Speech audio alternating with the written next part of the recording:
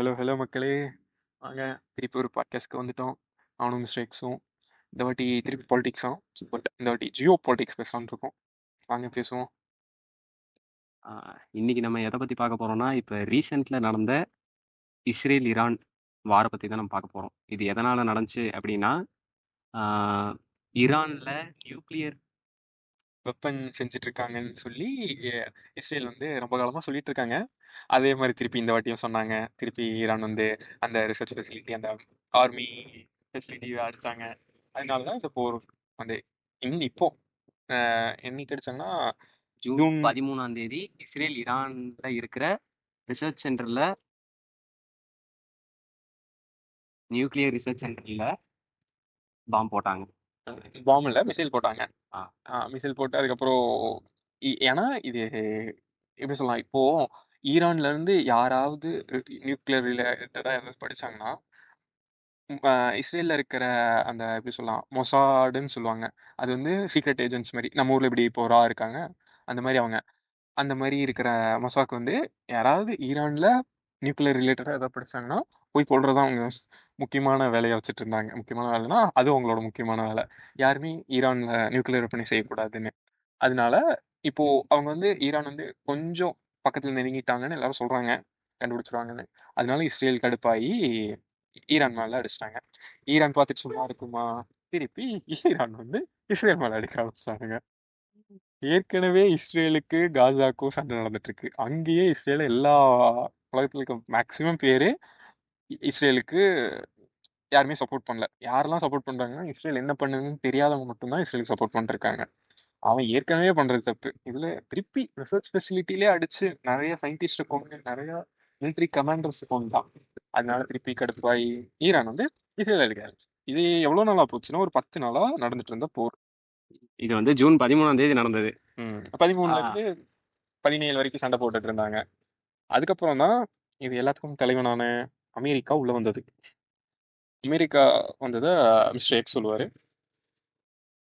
America வந்து எப்ப enter ஆனாங்கன்னா, June 21ஆம் தேதி அன்னைக்கு ஈரான்ல இருக்கிற ரொம்ப முக்கியமான நியூக்ளியர் ரிசர்ச் சென்டர்ல பி2 பாமர் அப்படிங்கிற ஏர்கிராஃப்டை வச்சு அடிச்சிருக்காங்க. இது ஏன் இது யூஸ் பண்ணியிருக்காங்க அப்படின்னா, ஏன்னா இது ஒரு ஸ்டெல்த் ஏர்கிராஃப்ட். ஓகேங்களா, இது வந்து ரேடார்னால கண்டுபிடிக்க முடியாது.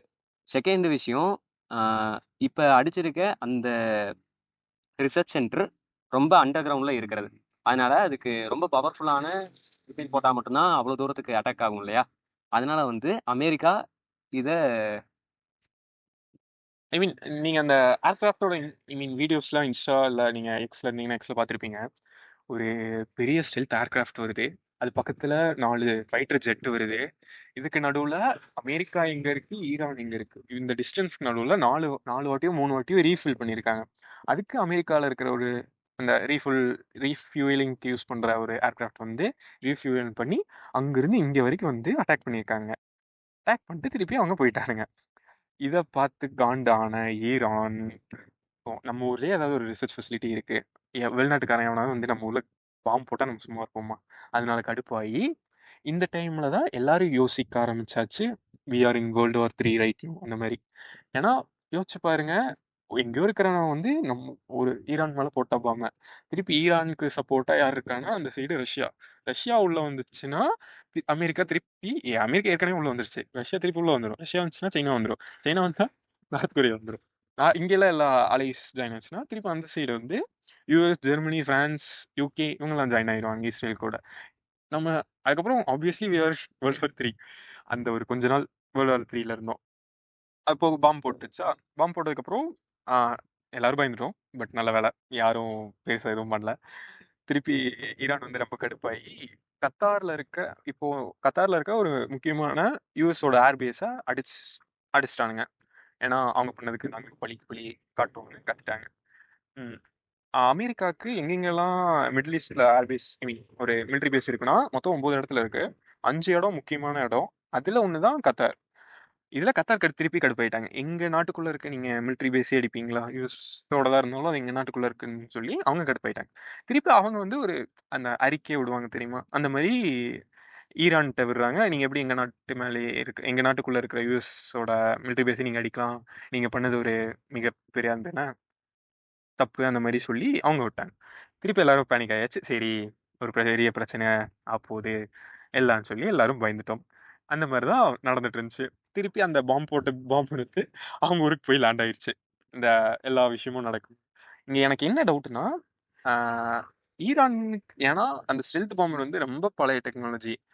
அத அவங்களால கண்டுபிடிக்க முடியலையா? இல்ல சரி அடிச்சுட்டு போட்டு நம்ம ஒரு எப்படி சொல்லலாம், நமக்கு இந்த மாதிரி நடந்துருச்சு அப்படின்னு சொல்றக்காண்டி அவங்க ஏதாவது ப்ளே பண்ணாங்களான்னு தெரியல.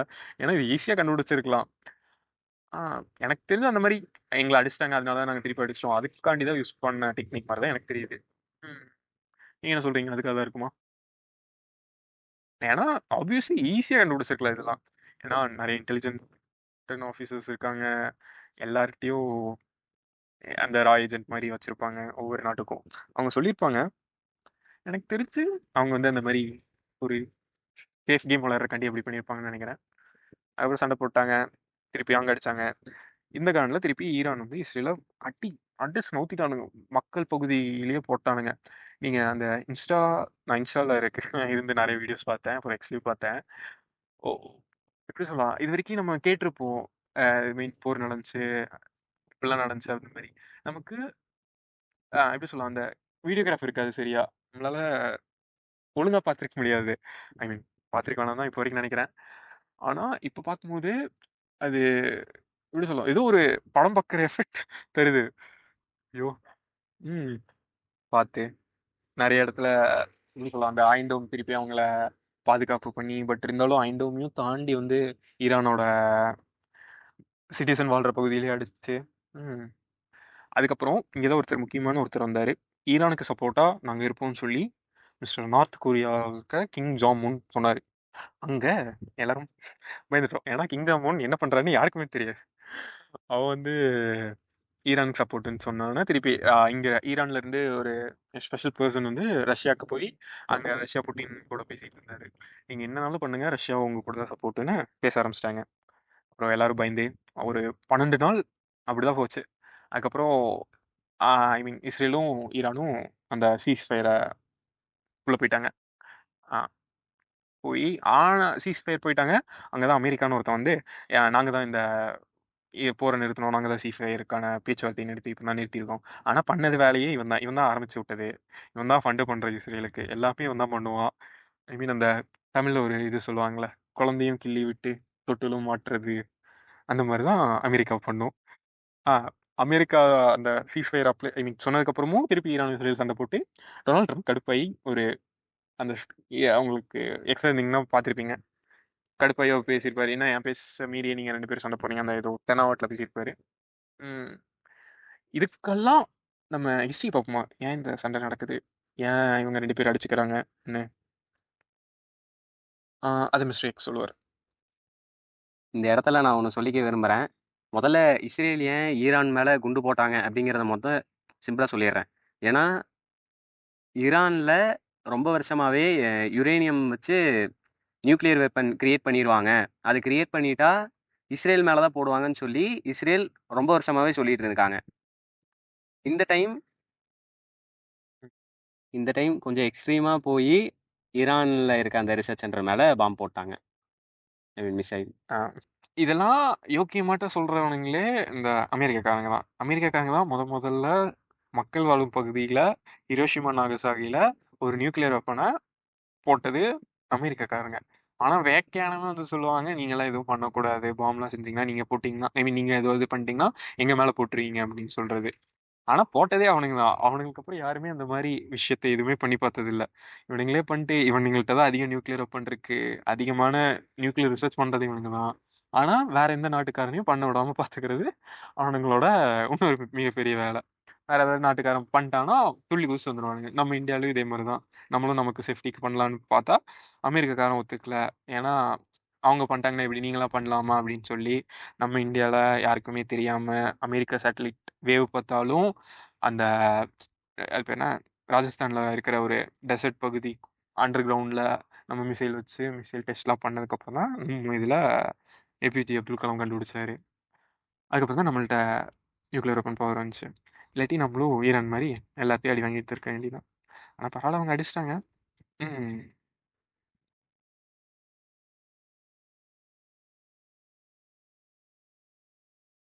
இப்போ நம்ம இது இதோட ஹிஸ்டரியை பற்றி பார்ப்போம். ம். ஏன் ஸ்டார்ட் ஆச்சு? எப்படி ஸ்டார்ட் ஆச்சு? இதுக்கெல்லாம் போகணும்னா 1930ஸ்க்கு போகணும். அப்போனா 1930ஸ்ல வந்து ஈரான்லாம் வந்து ஒரு இது என்ன அரசராட்சி இருந்தது. சாரி கைஸ், அவங்க பேர்லாம் பார்த்தேன். நான் கொஞ்சம் மறதினால மறந்துட்டேன். அதை கொஞ்சம் படிச்சுக்கோங்க. அங்கே வந்து ஈரானில் வந்து மன்னராட்சி தான் நடந்துட்டு இருந்துச்சு. அப்புறம் இஸ்ரேல், காசா இதெல்லாம் பிரிட்டிஷ்க்கு கீழே இருந்துச்சு. நம்ம எப்படி பிரிட்டிஷ் கீழே இருந்தோமோ அந்த மாதிரி தான் அந்த பிரதேசையும் அந்த நாட்டையும் பிடிச்சி வச்சிருந்தானுங்க. ஆ, ஈரான் வந்து அரசராட்சியில் இருந்துச்சு. இப்படி போயிட்டு இருக்கும்போது இஸ்ரேல் என்ன கேட்டாங்கன்னா பிரிட்டிஷ்ட, எங்களுக்கு வந்து தனி நாடு வேணும் அப்படின்னு சொல்லி கேட்டு பிரிட்டிஷ்ட சொன்னோன்னா பிரிட்டிஷும் கொடுத்துட்டாங்க இஸ்ரேலுக்கு தனி நாடு. கொடுத்ததுக்கப்புறம் ஈரான் இது 1948ல் வந்து இஸ்ரேலுங்கிறது தனி நாடுன்னு அங்கீகரிச்சிட்டாங்க. அதுக்கப்புறம் எல்லா நாடும் உடனே ஒத்துக்கல. நீங்கள் தனி நாடுலாம் கிடையாது அந்த மாதிரி. ஃபஸ்ட்டு அக்செப்ட் பண்ண இஸ்ரேலை வந்து டர்க்கி வந்து அக்செப்ட் பண்ணாங்க நீங்கள் தனி நாடுன்னு. செகண்டாக அக்செப்ட் பண்ணது யாருன்னா ஈரான். ஈரானும் இஸ்ரேலும் அந்த காலகட்டத்தில் ஜிகிரி தோஸ்தாக இருந்தாங்க.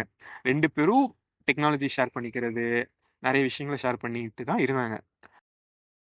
எப்போ வந்து ஈரான் வந்து இஸ்ரேலை அப்போஸ் பண்ண ஆரம்பிச்சதுன்னா, ஈரான்ல 1978ல் ஈரான்ல வந்து ஒரு போராட்டம் வெடிக்க ஆரம்பிச்சது.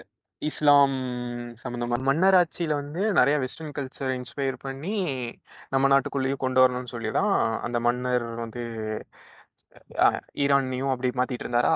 அதே மாதிரி தான் இஸ்ரேலும் வெஸ்டர்ன் கல்ச்சரை ஃபாலோ பண்ணுறதா இருந்துச்சு. அதனால 2 பேரும் ஜிகிரி தோஸ்தாக இருந்தாங்க. எல்லாருமே மாற்றிக்கிட்டாங்க. டெக்னாலஜி ஷேர் பண்ணுறது மீதி எல்லாத்தையும் ஷேர் பண்ணிக்குவாங்க. ஆனால் அங்கே இருந்த மக்களுக்கு அதை பிடிக்கல. ஏன்னா அவங்க ஃபுல்லாக இஸ்லாம் மதத்தை பின்பற்றுறவங்க. இவர் வந்து நிறைய அந்த ரிபலேஷன் எப்படி சொல்லுவாங்க, தளர்வு பண்ணார். ஆணும் பொண்ணும் பேசிக்கலாம். அந்த அந்த கருப்பு கலர் ட்ரெஸ் போடுவாங்க, அது பேர் என்ன, ஹிஜாப் தானே. அந்த ஹிஜாப், குர்தா. அது வந்து வெளியே, அந்த குர்தா வந்து வெளியே போட்டு போகணும்னு அவசியம் கிடையாது. அந்த இஸ்லாம் மதத்தில் தண்ணி அடிக்கிறது யாருனாலும் அடிக்கலாம், அந்த மாதிரிலாம் அவங்க கொண்டு வந்தாங்களா. அது யாரும் அங்கே இருந்த இஸ்லாம் மக்களுக்கு பிடிக்கல. அதனால ஒரு ரூல்ஸை மாத்துற மாதிரி ஆச்சு. அவங்களோட அந்த அந்த இஸ்லாம் ட்ரெடிஷனையே அவங்க பல காலமாக பின்பற்ற இந்த இதையே மாற்றின மாதிரி ஆயிடுச்சா. அதனால அங்கே இருந்த மக்களுக்கு பிடிக்காம ஒரு போராட்டம் கொஞ்சம் கொஞ்சமாக பெருசாயிட்டே வந்துருந்துச்சு. அப்போது அங்கேருந்த ஒரு லீடர் வந்து எல்லாம் போராட்டம் போய் நமக்குன்னு தனியாக நம்ம மக்களாட்சி முறை தான் வேணும்னு சொல்லி சண்டை போட்டு அதுக்கப்புறம் மக்களாட்சி அங்கே வர ஆரம்பிச்சிருச்சு. எப்போன்னு டேட் மறந்துட்டேங்க. அங்கே வந்து திருப்பி மக்களாட்சி வந்தோடனே திருப்பி எல்லாருமே இதை ஃபாலோ பண்ண ஆரம்பிச்சிட்டாங்க. இஸ்லாம் மதத்தை பின்பற்ற ஆரம்பித்தாங்க. இஸ்லாம் மதத்தை பின்பற்றனால இஸ்ரேலுக்கு வந்து வெஸ்டர்ன் ஃபுல்லாக இவங்க இஸ்லாம் சப்போர்ட் பண்ணுறாங்க. இவங்க ரெண்டுத்துக்கும் வாய்க்க தகர ஆரம்பிச்சிருச்சு. அங்கே ஆரம்பித்த சண்டை தான் இப்போ வரைக்கும் தீர்வாகாமல் போய்கிட்டே இருக்கு. எப்போ நிற்கும் தான் தெரியல. உங்களுக்கு நிறைய பேர் தெரியும், நம்ம இந்தியாவிலே எல்லாருமே அந்த இஸ்ரேல் விசஸ் காசா சண்டை நடக்கும் போது நம்ம காசாவை பற்றி திருப்பி இன்னொரு நாள் தனியாகவே பேசுவோம். அந்த காசாவுக்கும் இஸ்ரேலுக்கும் சண்டையில் நம்ம மக்கள் நிறைய பேர் இஸ்ரேலுக்கு சப்போர்ட் பண்ணாங்க. ஏன் அவங்க கூட சப்போர்ட் பண்ணாங்கன்னு எனக்கு தெரியல. நிறையா கிறிஸ்டின்ஸ் வந்து அங்கே தான் இயேசு பிறப்பு அந்த பைபிளில் சம்திங் எழுதியிருக்கு அப்படின்னு சொல்லி அவங்க வந்து இஸ்ரேலுக்கு சப்போர்ட் பண்ணுறாங்க. பட் ஒன்றா நம்பர் ஐரோப்பிய பையன் இஸ்ரேல்காரன் தான். அந்த யூத பயலுங்க தான் அவனுங்க இதுக்கு சப்போர்ட் பண்ணானுங்க. ஆனால் நம்ம ஆப்வியஸ்லி ஈரான் கூட தான் சப்போர்ட் பண்ணணும். ஏன்னா ஈரான் தான் நமக்கு அதிகமான அந்த கச்சா எண்ணெய் கொடுக்கறது. எனக்கு தெரிஞ்சு நிறையா பர்சன்டேஜ் அவங்க தான், 70-60% அவங்க தான் நமக்கு ஆயில் சப்ளை பண்ணுறது. Crude oil. இது லாக்டவுன் டைமில் அவங்க இந்தியன் கரன்சி கூட நாங்கள் அக்செப்ட் பண்ணிக்கிறோம் ட்ரேட் பண்ணுறக்காண்டின்னு சொல்லி அவங்க அக்செப்ட் பண்ணிக்கிட்டாங்க. இந்தியன் டாலர்ஸ் ஆனால் எங்களுக்கு இந்தியன் கரன்சியில் நாங்கள் ட்ரேட் பண்ணிக்கிறோம் சொல்லி இந்தியன் கரன்சியில் கூட அக்செப்ட் பண்ணிட்டாங்க. ஆனால் நம்ம வந்து யாருக்கு சப்போர்ட் பண்ணிட்டு இருக்கோம்? இஸ்ரேலுக்கு சப்போர்ட் பண்ணிட்டு இருக்கோம். என்ன சொல்கிறது? ஈரான் வந்து எப்படி சொல்லலாம், ஈரானுக்கு நிறையா அந்த பொருளாதார தடை இருக்குது. அமெரிக்கா இது வரைக்கும் எந்த நாட்டுக்கும், அமெரிக்கா ரஷ்யா எவ்வளோ எதிரின்னு உங்களுக்கே தெரியும். ஆனா அமெரிக்கா, ரஷ்யா கூட 45 வருஷம் அந்த பொருளாதார தடை வந்து குடுக்கல ரஷ்யாவுக்கு. ஆனா ஈரானுக்கு குடுத்துருக்கு 45 வருஷம். இப்போ அவங்க பொருளாதார அந்த போட்டாங்கன்னு வச்சுக்கோங்களேன், ஈஸியா ட்ரேட் பண்ண முடியாது. எல்லாமே இல்லீகலா பண்ற மாரி இருக்கும். பிளாக் மார்க்கெட்ல வாங்குற மாரி இருக்கும். எதுவுமே வெளிப்படையா எதுவுமே பண்ணிக்க மாட்டாங்க. ஆனா அவங்க இவ்ளோ பண்ணியே அவங்க வந்து எக்கனாமி எப்படி சொல்லலாம், அந்த ஒருத்தன் அடி வாங்கிட்டே இருந்தா தான் அவனுக்கு மரத்து போய் அதிலேயே வளர்ந்து கத்துக்கிட்ட மாரி, அவன் இப்போ அமெரிக்காவுல என்னமே பண்ண முடியாது. ஏன்னா அவன்ட்ட இருக்கிற எல்லா பொருளாதார தடையும் போட்டான். அதையும் மீறி இப்போ அவன் நல்லா சம்பாதிக்கிறான் எல்லாத்தையும். ஏன்னா அவனுக்கு ஜியோகிராபிக்கலா ஈரானுக்கு நிறைய சப்போர்ட் இருக்கு. அந்த ஒரு ஜெலசி நதிம்பாங்க, அது கடல். அந்த கடல்ல தான் உலகத்துல ஒரு 80% ஆஃப் ஆயில் ட்ரேட் வந்து அந்த வழியா தான் நடக்குது. அது கண்ட்ரோல்னு சொல்றதை விட அங்க ஏதாவது ஈரான் க்ளோஸ் பண்ணிட்டாங்கன்னா மொத்த உலகமே நாசமா போயிடும். ஏன்னா இன்ஃப்ளேஷன்லாம் எங்கேயோ போய், பெட்ரோல் ரேட்லாம் எங்கெங்கேயோ போய் எல்லா விலைவாசியும் அதிகமாயிடும். அதனாலதான் ஈரானுக்கு ஒரு அன்ஃபேர் அட்வான்டேஜ்னு சொல்லுவாங்க. அந்த மாதிரி அவனுக்கு அன்ஃபேர் அட்வான்டேஜ் வந்து அவங்க ஜியோகிராபிக்கலா இருக்கு. ஆ இப்படியே போயிட்டு இருக்கு இப்போ வரைக்கும் பிரச்சனை. ம் இப்போ எப்படியோ சீஸ்ஃபயர் 2 பேரும் சமாதானமா இப்போ கொஞ்ச நாளா போயிட்டு இருக்கானுங்க. திருப்பி எந்த பிரச்சனையும் வரக்கூடாது, பாலஸ்தீனம் ஃப்ரீ ஆகணும். நம்ம பாலஸ்தீனம் பத்தி திருப்பி ஒரு பாட்காஸ்ட் போடலான்னு ஒரு ஐடியா இருக்கு. உங்களுக்கு இன்ட்ரெஸ்டடா இருந்துச்சுன்னா கமெண்ட் பண்ணுங்க. இல்லை நான் கீழே வேணா ஏதாவது ஒரு போல் கிரியேட் பண்றேன். உங்களுக்கு வேணும்னு அந்த போல்ல செலக்ட் பண்ணுங்க. வேணும்னா போடுவோம். நெக்ஸ்ட் பாட்காஸ்ட் என்னங்கிறது உங்களோட சஜஷன் வச்சு போட்டுடலாம். அதான். சரி, இந்த சண்டை எல்லாம் இதோடய முடிஞ்சு ஃப்ரீ பாலஸ்தீன், இஸ்ரேல் அமைதியாக இருக்கணும். ஈரான் இந்த சண்டைக்கு போகாம, இஸ்ரேலும் இந்த சண்டைக்கு போகாம, அமெரிக்காக்காரன் மூடிட்டு இருந்துட்டு வேர்ல்டு வார் 3 நடக்காம இருந்தா இது சில பேர் சொல்லுவாங்க வேர்ல்டு வார் 3 நம்ம போகலன்னு. என்ன கேட்டிங்கன்னா நம்ம ஒரு வேர்ல்டு வார் 3க்கு போயிட்டோம். ஆரம்பிச்சு ஏதோ ஒரு புண்ணியத்துல வேர்ல்டு வார் 3 கண்டினியூ ஆகாம இருந்திருக்கு. ஒரு அந்த ஒரு 12 நாள் சரி நான் யோசிச்சேன், சரி இதுக்கு மேல படிக்கலாம் வேண்டாம், எப்படினாலும் சாக போறதுக்கு படிச்சா என்ன படி அப்படின்னு யோசிக்க ஆரம்பிச்சிட்டேன். நல்ல வேலை எதுவுமே பெருசா போகாம எல்லாம் முடிந்தது. இப்படியே போச்சுன்னா நல்லா இருக்கும். உங்க கருத்து என்ன? இதுல முக்கியமான என்னோட ஒரு விஷயத்த சொல்லணும். நிறைய பேர் வந்து போர்னா என்னன்னே தெரியாம, அதை பத்தி போர் நல்லா இருக்கும் ஜாலியா இருக்கும்னு நினைச்சு சொல்லிட்டு இருக்காங்க. போற ஏதோ விரும்புற மாதிரி அவனுக்கு சரியா தெரியல. போர் வந்தா அடி வாங்க போறது நம்மளோட எக்கனாமி தான் பிரச்சனையாகும், நம்ம விலைவாசி அதிகமாகும், நம்ம எல்லாத்துக்கும் அதிக காசு கொடுக்கணும். அது எதுவுமே யாரும் யோசிக்க மாட்டேங்கிறானுங்க. எல்லாருமே போருன்னு எதுக்காக கத்துறானுங்கன்னே தெரியல. நீங்க என்ன ஃபேமிலி அஃபெக்ட் ஆயிருக்கும் அதுல. அதான் காசாலாம் காசாக்கு இன்னொரு வீடியோ போடும் அதை பத்தி. அப்புறம் அவ்வளோதான் மக்களே, இதோட இந்த பாட்காஸ்ட்டை முடிச்சுக்கலான் இருக்கோம். உங்களுக்கு பிடிச்சிருந்தா ரேட்டிங் கொடுங்க, ஃபாலோ தட்டி விடுங்க, கமெண்ட் பண்ணுங்க. அப்புறம் போல் வைக்கிறோம். அதில் அடுத்த டாபிக் ஒரு 2-3 ஐடியா இருக்கும் போல். அதில் வந்து நாங்கள் நெக்ஸ்ட் பாட்காஸ்ட் என்னன்னு சொல்லிட்டு நாங்கள் அதில் போடுவோம். அதில் உங்களுக்கு எது வேணுமோ அதை செலக்ட் பண்ணுங்க. அதை வச்சு நாங்கள் நெக்ஸ்ட் பாட்காஸ்ட் போடுறோம். ஓகே கைஸ், சரி, அடுத்த பாட்காஸ்ட்டில் பார்ப்போம். Bye bye. பாய்.